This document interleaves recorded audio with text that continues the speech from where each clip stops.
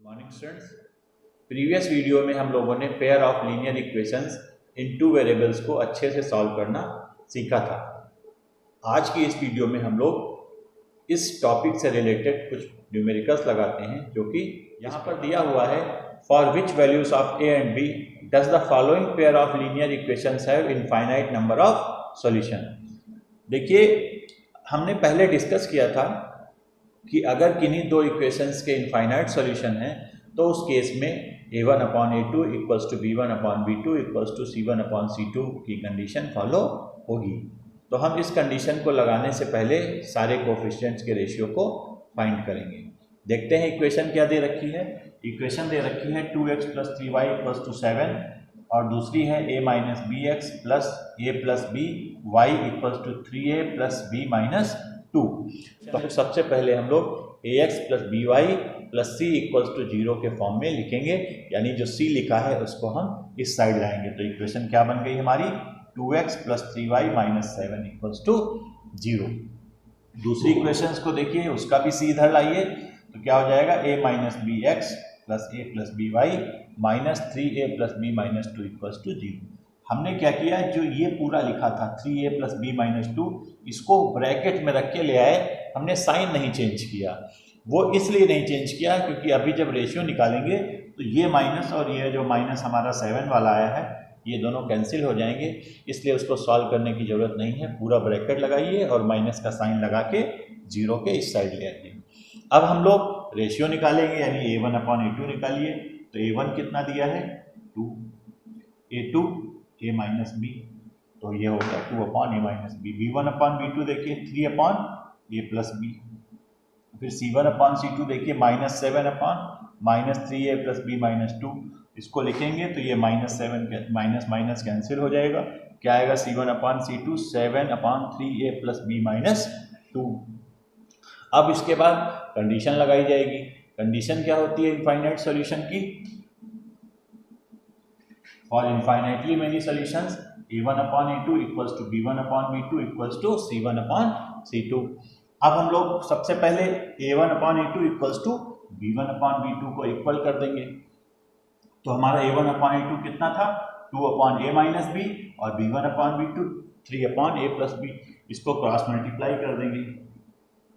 जब cross multiply करेंगे तो 2 को a से a प्लस b से मल्टीप्लाई करेंगे तो ये हो जाएगा 2a प्लस 2b, और जब 3 से मल्टीप्लाई होगा तो 3a माइनस 3b हो जाएगा।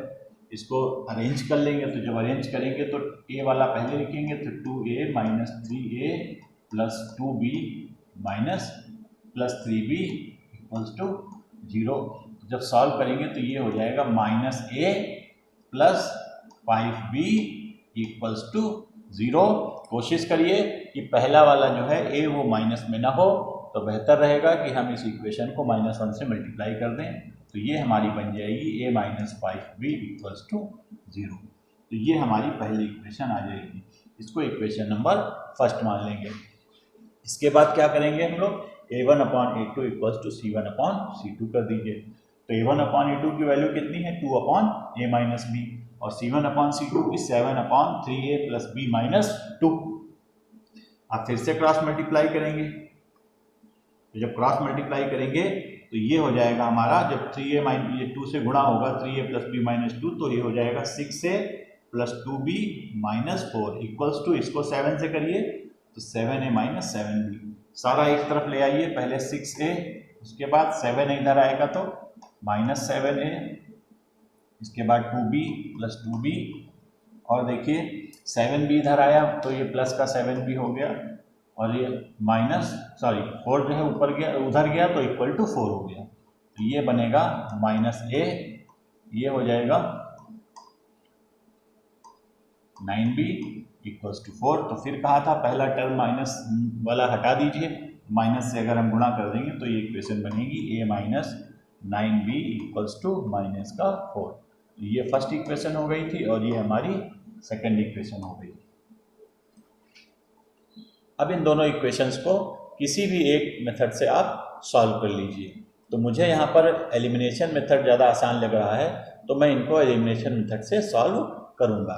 तो पहले इक्वेशन नोट कर लेते हैं। तो पहली इक्वेशन है a minus 5b equals to 0 and second one is a minus 9b equals to -4।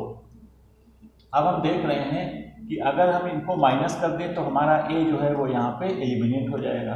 तो मैंने जो है दोनों इक्वेशंस को माइनस किया, सारे साइन चेंज हो गए, a और माइनस a कैंसिल हो गया। अब बचा क्या, -5 + 9, -5 + 9 तो ये हो जाएगा 4 का b। इधर देखिए 4 काहे का है, प्लस का, यानी b इक्वल्स टू आ गया 1। b की वैल्यू आ गई। अब हम a की वैल्यू किस प्रकार निकालेंगे, इक्वेशन फर्स्ट में रख देंगे। तो put b equals to 1 in equation first, इसको फर्स्ट में रख दीजिए। फर्स्ट इक्वेशन है a - 5b इक्वल्स टू 0, यानी a - 5b की वैल्यू 1, ये हो जाएगा a - 5 इक्वल्स टू 0, यानी a इक्वल्स टू 5। तो क्या आ जाएगा, hence a equals to 5 and b equals to 1 are the values for which the given equations have infinitely many solution. तो इस टाइप से हम इस प्रॉब्लम को सॉल्व करेंगे। नेक्स्ट प्रॉब्लम देखते हैं। अब उसी का सेकेंड पार्ट है। इसमें दो इक्वेशंस दे रखी हैं, 3x + y - 1 equals to 0 and second is 2k - 1 × x + k - 1 × y - 2k - 1 equals to 0। इसमें कह रहा है for what value of k equations have no solution, यानी इस प्रॉब्लम में जो दिया है कि k के उस मान के लिए निकालना है जब इसका नो सॉल्यूशन हो। तो ये जो है थोड़ा उससे डिफरेंट होगा। इसमें हम लोग क्या करेंगे, a1/a2 b1/b2 c1/c2 निकाल लेंगे। इसमें c को इधर लाने की ज़रूरत नहीं है, c ऑलरेडी स्टैंडर्ड फॉर्म में लिखा हुआ है, हमें सिर्फ रेशियो निकालने हैं। तो सबसे पहले हम a1/a2 निकालेंगे। तो a1 यहाँ पे 3 है, a2 2k - 1 है, तो हमने 3/2k - 1 लिख लिया।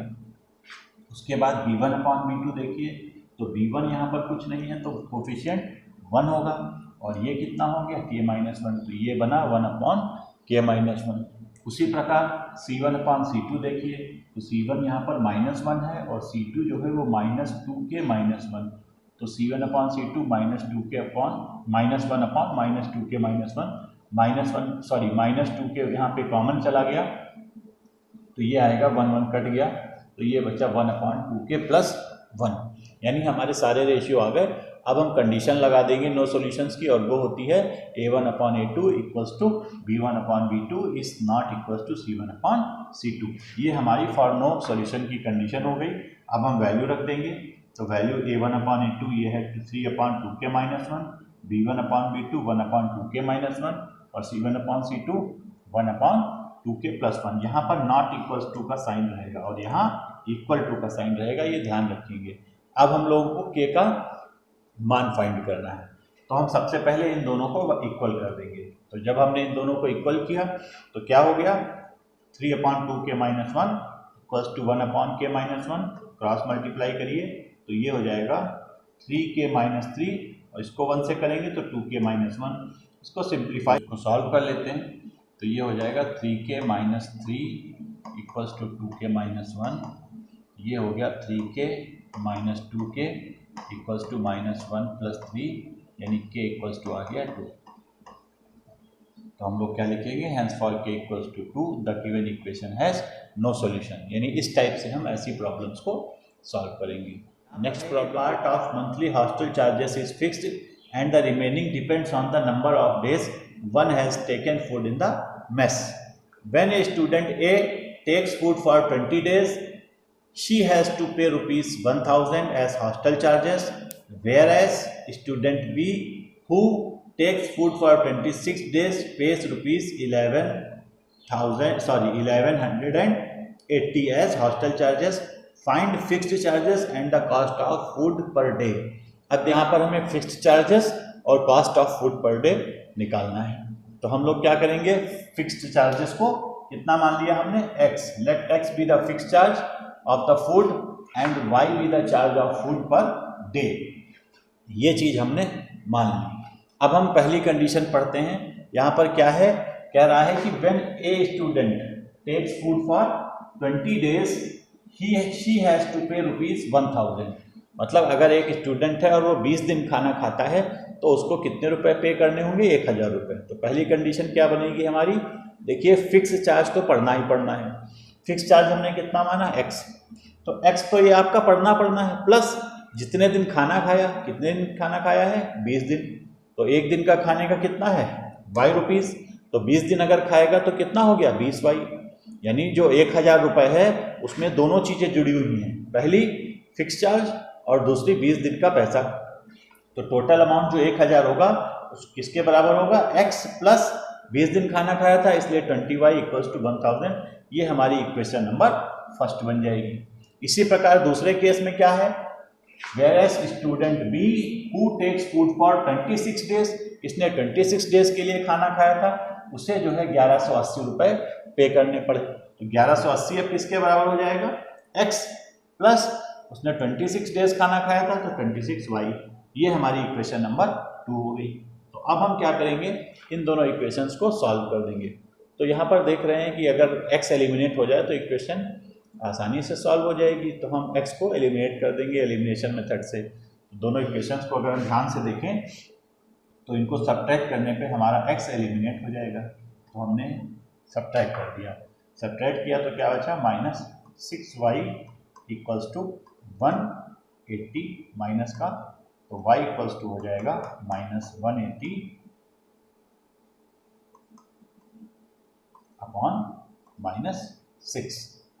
कट के कितना आ जाएगा, y equals to 30, y equals to 30 आ गया। इसकी वैल्यू उठा के हम इक्वेशन नंबर 1 में रख देंगे। तो इक्वेशन 1 में क्या दे रखा है, x प्लस 20 और y की वैल्यू 30 इक्वल्स टू 1000। तो ये हो गया x प्लस 600 इक्वल्स टू 1000। तो x इक्वल्स टू 1000 माइनस 600, यानी x इक्वल्स टू आ जाएगा 400। तो x हमारा क्या था, फिक्स चार्ज था, तो फिक्स चार्ज आ गया 400, और y क्या था, एक दिन का पैसा खाने का, यानी cost of food per day. तो चार्ज पर डे कितना आ गया, ₹30। तो इस प्रकार हम इस प्रॉब्लम को सॉल्व कर लेंगे। नेक्स्ट क्वेश्चन देखते हैं। यहाँ पर दे रखा है, a fraction becomes 1/3 when 1 is subtracted from the numerator and it becomes 1/4 when 8 is added to denominator. Find the fraction, मतलब हमको फ्रैक्शन निकालना है इस सवाल में। तो हम मान लेते हैं कि फ्रैक्शन हमारा कितना हो गया, x/y, यानी सबसे पहले तो हम फ्रैक्शन मान लेंगे जो कि x/y होगा। अब हम इस सवाल को फिर से पढ़ते हैं। मतलब जो पहला केस है उसमें कहा है कि a fraction becomes 1/3 when 1 is subtracted from numerator and when 1 is subtracted from numerator, मतलब इसके न्यूमरेटर से 1 घटाया जा रहा है, तो फ्रैक्शन कितना बन जा रहा है 1/3। तो देखिए अगर x और y लिखा है तो इसका मतलब ये न्यूमरेटर होता है और ये डिनोमिनेटर होता है। तो इसमें कहा है कि 1 घटाया जा रहा है, किससे घटाया जा रहा है, फ्रॉम न्यूमरेटर। न्यूमरेटर कितना है यहाँ पे x, तो केस फर्स्ट हमारा क्या बनेगा, according to given information x minus y, x minus 1/y। Numerator से 1 कम हो गया तो x माइनस वाई ऊपर कम हो गया और डिनोमिनेटर तो वही रहा, और किसके बराबर फ्रैक्शन हो गया 1/3, यानी इक्वल्स टू हम 1/3 कर देंगे। अब इसको सिंप्लीफाई कर लीजिए, तो जब क्रॉस मल्टीप्लाई करेंगे तो ये कुछ ऐसा होगा 3x minus 3 equals to y।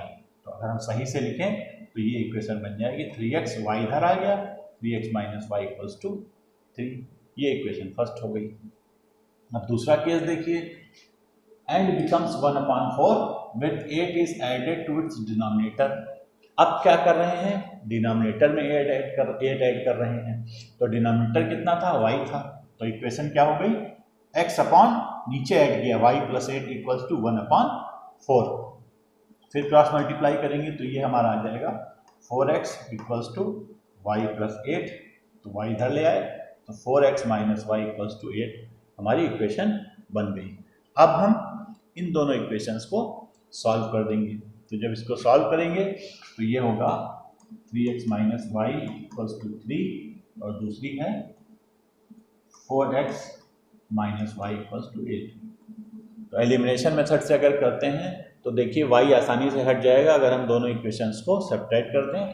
तो सब्ट्रैक्ट करने के लिए साइन चेंज करना होगा हमें, y कैंसिल हो गया, ये बचेगा माइनस का x इक्वल्स टू माइनस का 5, यानी x इक्वल्स टू आ गया 5। अब x की वैल्यू उठा के किस में रख दीजिए, इक्वेशन फर्स्ट में। तो बाई इक्वेशन फर्स्ट x की वैल्यू है 5 माइनस वाई इक्वल्स टू 3, तो ये 15 माइनस वाई इक्वल्स टू 3, तो minus y equals to 3 minus 15, यानी ये आ जाएगा minus y equals to minus 12, यानी वाई इक्वल्स टू आ जाएगा आपका 12। तो x इक्वल्स टू 5 आ गया और y इक्वल्स टू 12 आ गया। तो फ्रैक्शन तुम्हारा कितना था, x अपॉन वाई, तो आंसर कितना आ जाएगा 5 अपॉन 12। तो लिखा है हेंस फ्रैक्शन इज 5 अपॉन 12। इस प्रकार हम ये वाली प्रॉब्लम को भी सॉल्व कर लेंगे। इसका नेक्स्ट प्रॉब्लम दे रखा है, Yash scored 40 marks in a test getting 3 marks for each right answer and losing 1 mark for each wrong answer.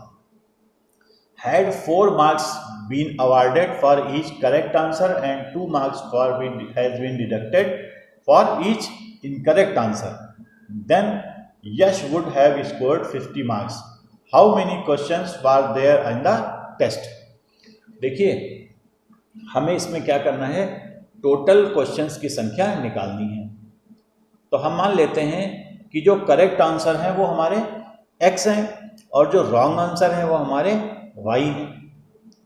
भाई यही तो होगा, या तो बच्चे ने सही किए होंगे या कुछ गलत किए होंगे, उन्हीं दोनों को मिला के हमारे टोटल आ जाएगा। तो हम मान लेते हैं let the number of right answers and wrong answers be x and y respectively, यानी राइट जो है वो x है और रॉन्ग जो है वो y है। अब केस फर्स्ट को देखते हैं। इसमें कहा है यश स्कोर्ड 40 मार्क्स, यानी पहले केस में यश के 40 मार्क्स आए। कब आए, जब 3 marks for right and losing 1 mark for wrong, यानी 3 नंबर जो है उसके सही करने के लिए मिलते हैं और गलत करने के लिए 1 कट जाता है। तो इक्वेशन हमारी क्या बनेगी 3x, क्योंकि जो टोटल नंबर है वो 40 है। तो जो सही सवाल होंगे उसको इतने कितने नंबर मिले होंगे, जो सही सवाल कितने कर रहा है x कर रहा है, तो उसको नंबर कितने मिले 3। सही करने का 3 नंबर है, x सही है तो टोटल कितना मार्क्स हुआ 3x, और गलत करने के कितने हैं y, और गलत सवाल कितने कर रहा है, एक सवाल गलत कर रहा है, तो टोटल क्या बना 3x minus y equals to कितने 40 नंबर प्राप्त किया। तो ये हमारा 40 के बराबर हो गया। इसी प्रकार दूसरा केस देखिए, had 4 marks been awarded for each correct answer, यानी इस बार सही के लिए 4 नंबर हैं और गलत के लिए 2 नंबर हैं, तब उसको कुल अंक कितने मिलते हैं 50। तो सही सवाल कितने कर रहा है x कर रहा है, और सही सवाल का अब कितना नंबर मिल रहा है 4, तो सही वाला नंबर कितना हुआ 4x, और गलत कितना कर रहा था, गलत कर रहा था y, और गलत करने का कितना कट रहा है 2 नंबर इस बार कट रहा है। तो इक्वेशन क्या बनी हमारी 4x माइनस 2y, और कितना मार्क्स मिला उसको 50 मार्क्स मिला। तो ये हमारी इक्वेशन नंबर सेकंड। नहीं, थोड़ा सा इसको अरेंज कर लेते हैं, क्या करते हैं इसको 2 से डिवाइड कर दें तो अच्छा रहेगा। तो इक्वेशन को हमने क्या किया, इसको डिवाइडेड बाय 2 कर दिया, तो ये हमारी आ गई 2x minus Y equal to 25। इसको हम इक्वेशन फर्स्ट मानते हैं और इसको इक्वेशन सेकंड मानते हैं। अब इसको सॉल्व कर लेते हैं। तो देखिए पहली इक्वेशन है 3x minus y equals to 40, दूसरी है 2x minus y equals to 25। Y हटाइए, ज़्यादा ठीक रहेगा, साइन चेंज करिए, साइन चेंज हो जाएगा।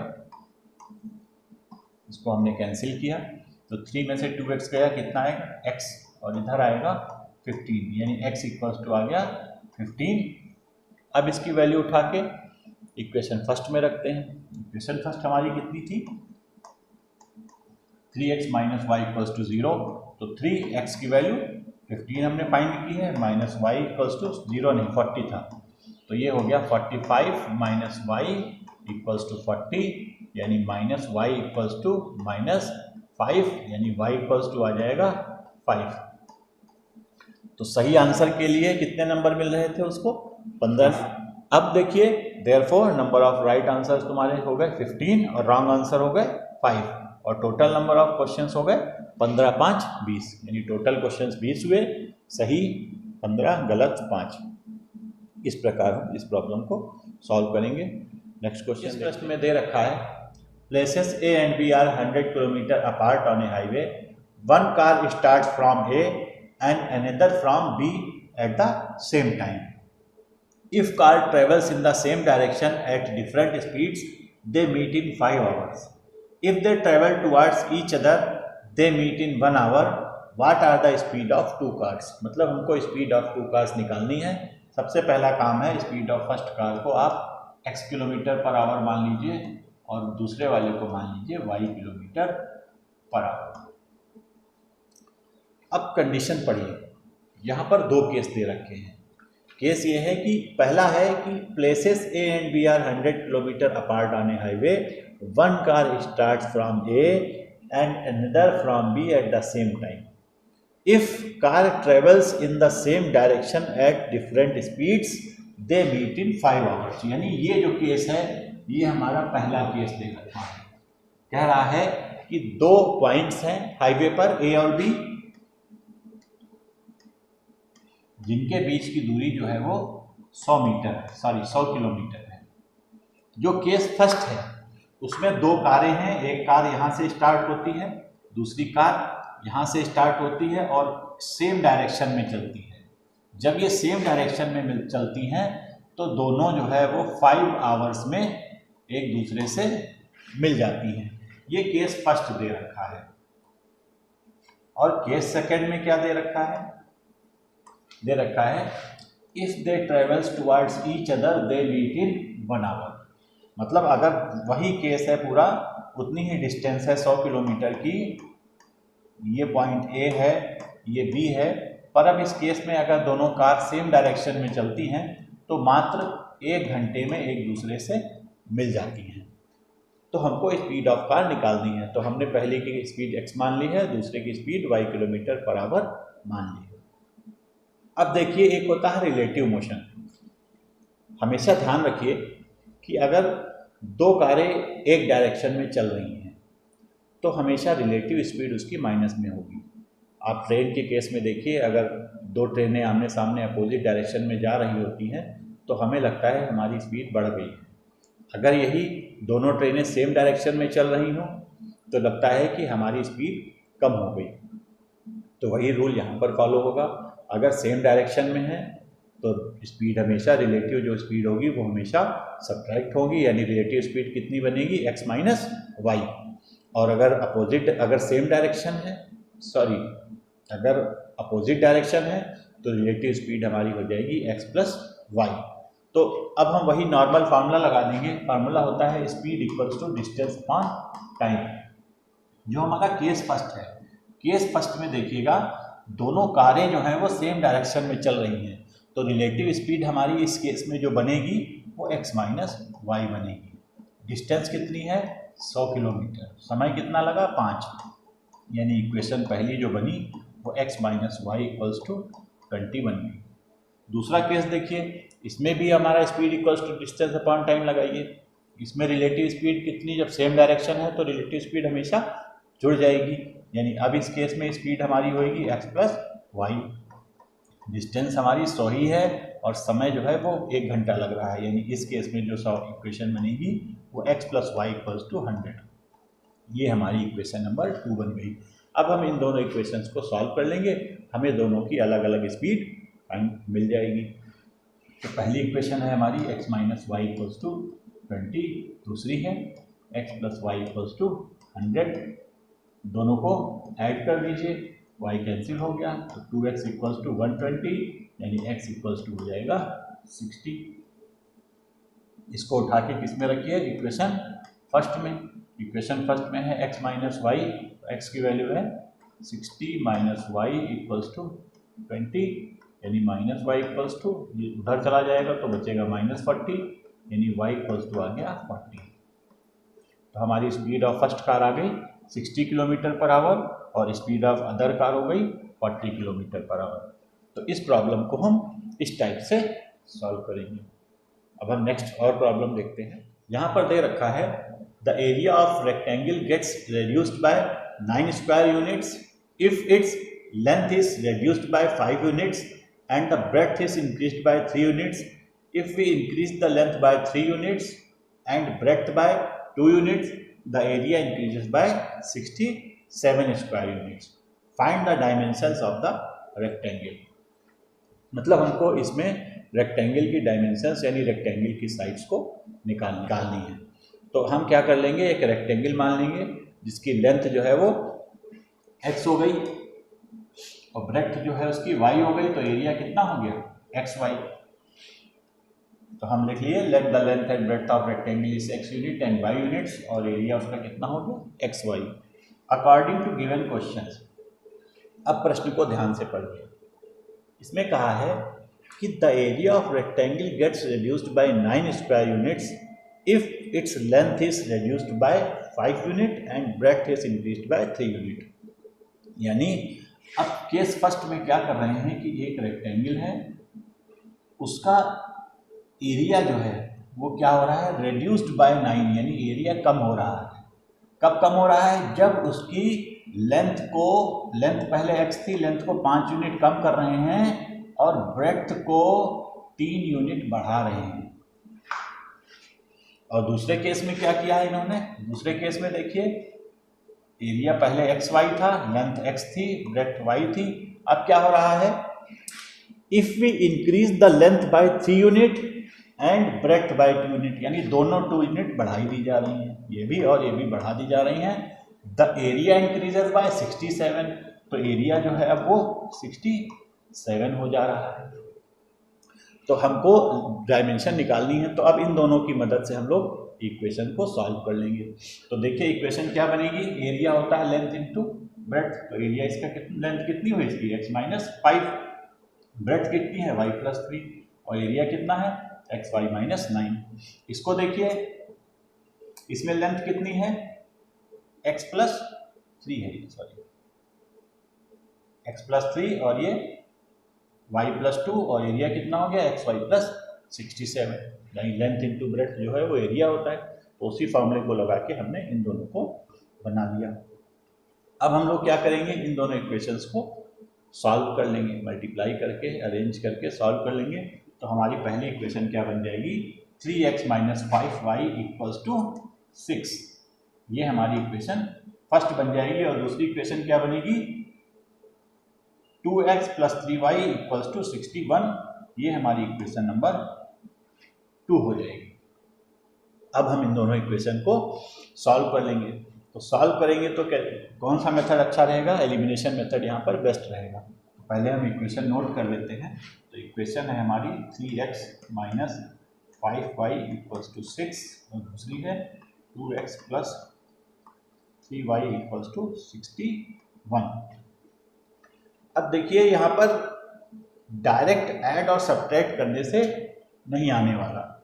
तो अच्छा तो ये है कि अगर हम इस इक्वेशन को 2 से मल्टीप्लाई कर दें और इस इक्वेशन को 3 से मल्टीप्लाई कर दें, तो यहाँ पर 6x हो जाएगा और यहाँ पर 6x हो जाएगा, और दोनों सब्ट्रैक्ट करने से आ जाएंगे। तो हम पहला काम इन दोनों को 2 और सेकेंड वाली को 3 से मल्टीप्लाई करते हैं। तो पहली वाली को 2 से मल्टीप्लाई करेंगे तो ये बनेगी 6x minus 10y equals to 12, और जो दूसरी बनेगी वो होगी 6x plus 9y equals to 61, ये हो जाएगा हमारा 183। अब हम माइनस कर देंगे, दोनों को सब्ट्रैक्ट कर देंगे, तो ये हो गया 6x कैंसिल, बचा क्या minus 19y equals to minus 195।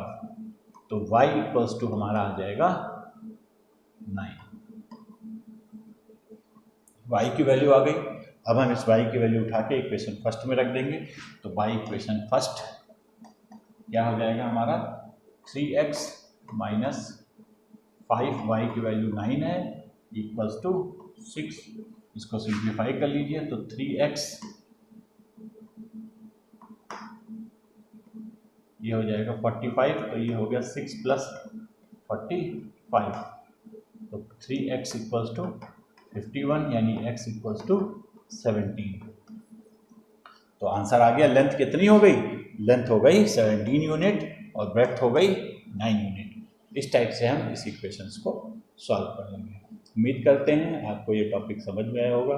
अगर मेरा चैनल अच्छा लगा तो इसे लाइक और सब्सक्राइब जरूर कीजिए।